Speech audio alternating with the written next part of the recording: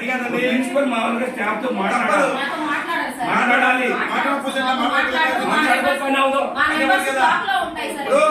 నాకు సిఆర్పీ వాళ్ళని కోపం మాట్లాడకుండా రిపోర్ట్ తెచ్చుకోవాలంటే సిఆర్పీతో పని చేయించుకోవాలి.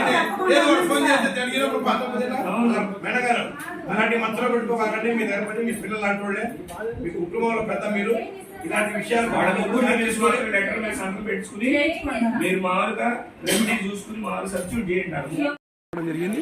కాబట్టి ఇలాంటి సమస్య ఉన్న ప్రిన్సిపల్ గారు కూడా తప్పక అందరినీ సమైక్యపరుచుకొని మన రాబోయే రోజుల్లో 10వ తరగతి విద్యార్థులు 100% ఫలితాలు సాధించే విధంగా కృషి చేయాలని చెప్పి వాళ్ళకి చెప్పడం జరిగింది. తప్పకుండా సూచనలు పాటించి చేస్తామని చెప్పి ఈ పాఠశాలలో చిన్న సమస్య ఉందని పేరు లేటంతో మన ఎంఈఓ 1 గారు నేను 2 గారు ఇద్దరు కలిసి రావడం జరిగింది.